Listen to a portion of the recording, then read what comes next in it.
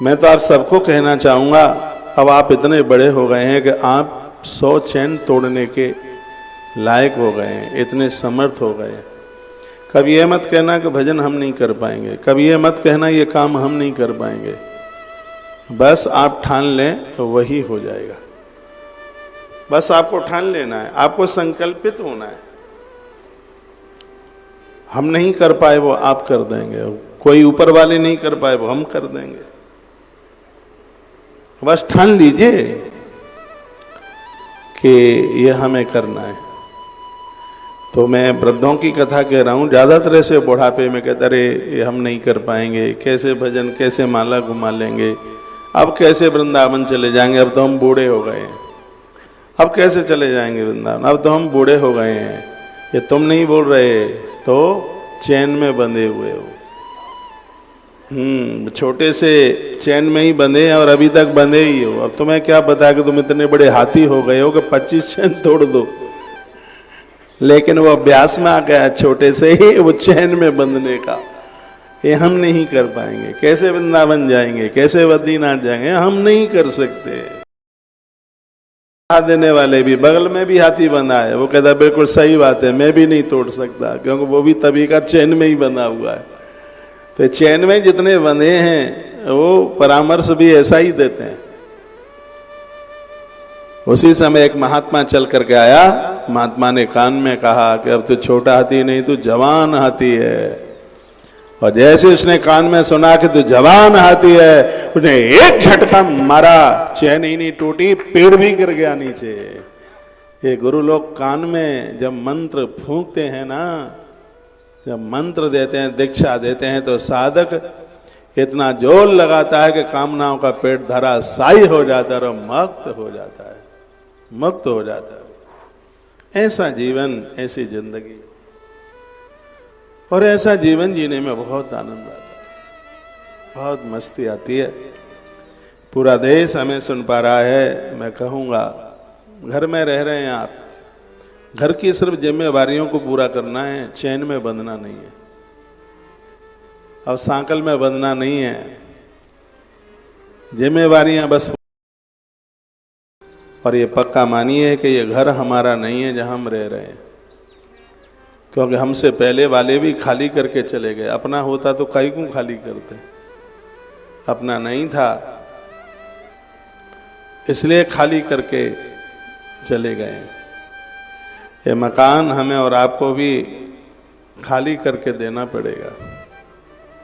तो जो किराए के मकान में रहते हैं वो नए मकान की व्यवस्था पहले से करके रखते हैं। नया मकान, अगला जीवन, अगली जिंदगी। ज्यादातर ऐसे लोग वानप्रस्थी हैं, यहाँ भी 50 के बाद तो अब वानप्रस्थ ही समझ लो, 60 में तो पक्का ही वानप्रस्थ है,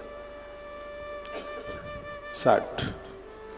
और वर्तमान समय के 65-70 साल में तो सन्यास। सन्यास का मतलब गेरुआ कपड़ा पहनना ही नहीं होता। लोगों ने सोच लिया है लाल कपड़ा पहन लिया है, दंड कमंडल हाथ में ले लिया, लंगोटी कौपीन हाथ में ले लिए, यही सन्यास है। मैंने तो सन्यासियों को भवन के ऊपर भवन बनाते देखा है। मैंने तो सन्यासियों को बहुत दुनियादारी में फंसते देखा है, बहुत ज्यादा।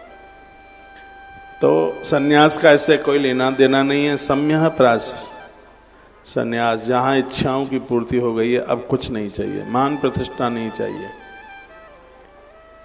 3 इच्छाओं को डुबा देना होता है सन्यास में। एक है वित्त तृष्णा, धन नहीं चाहिए। एक है लोक तृष्णा, सम्मान नहीं चाहिए। एक है पुत्र तृष्णा, परिवार नहीं चाहिए, नहीं चाहिए दुनियादारी। जो इन 3 को आहूत कर देता है वो विरजा होम है। सन्यासी का विरजा होम होता है। सन्यासी बने तो कोई ऐसा ही बने जिसने 3 तृष्णाएं उतार के रख दी हैं, नहीं न ले सन्यास। भगवान सुखदेव ने कहा था परीक्षित भागवत जी में, कलयुग में सन्यास ले लेना तो बहुत साधारण है। पहले लोग 50 साल तैयारी करते थे सन्यास लेने के लिए, अब तो 5 मिनट भी नहीं लगती तैयारी में। कपड़े ही तो रंगना है, 10 रुपए का रंग आ जाएगा। आजकल तो रंगना भी नहीं होता है, रंगा रंगाया मिल जाता है। पहले श्वेत ही वस्त्र होता था। पहले कोई सन्यासी बनता तो बाजार का रंगा हुआ नहीं पहनता था वो। फिर क्या होता था, बाजार से रंग लाया जाता और रंग भी फूलों में से निकाला जाता। अपने हाथ से श्वेत वस्त्र को रंगना पड़ता और कपड़े को रंगने के साथ साथ वो अपने मन को भी रंगता। कपड़े का रंग छूट भी सकता है, लेकिन जिसका मन रंग गया है उसके ऊपर कोई असर नहीं होता किसी दूसरे का। उस समय का सन्यास था। सब तृष्णाओं से लोग दूर चले जाते थे। पहले महात्मा लोग वन में रहते थे, आज महात्मा लोग शहरों में रहते हैं, फ्लैट में रहते हैं, बड़े बड़े भवन में रहते हैं, आलीशान। आलोचना नहीं है, युग का ऐसा समय आया है। नहीं तो साधु का क्या मतलब है शहर से। गैया जब तक वन में रही तब तक मस्त रही। हाँ, गौ माता समाज में आ गई, पीड़ा झेलने लगी। महात्मा भी जब तक वन में थे तब तक बहुत सम्मान हो रहा था, और महात्मा भी जब शहर में आ गए हैं तो उनका भारी अपमान हो रहा है। पहले गैया भी वन में रहती थी महात्माओं के साथ, महात्मा भी वन में ही रहते थे, नदियों के किनारे रहते थे। जिनको जरूरत पड़ती थी लोग वहीं जाते थे उनको दर्शन करने के लिए। लेकिन वर्तमान समय का दुर्भाग्य है, आज लोग महात्माओं से मिलने के लिए नहीं, महात्मा लोगों से मिलने को जाते हैं। आज चेला गुरु के पास नहीं, गुरु चेले के पास जाता है। पहले के नेता गुरुओं के पास जाते थे, लेकिन आज के गुरु नेताओं के पास जाते हैं। हाँ, सगरा विपरीत हो गया, सगरा उल्टा हो गया। तपस्वी की तो फूंक में पहाड़ उड़ता है, तपस्वी की तो साधना बोलती है। मैं आप सबको कहना चाहूंगा, मृत्यु सामने है, दरवाजा खटखटा रही है, बुढ़ापा आ गया है। जरासंध को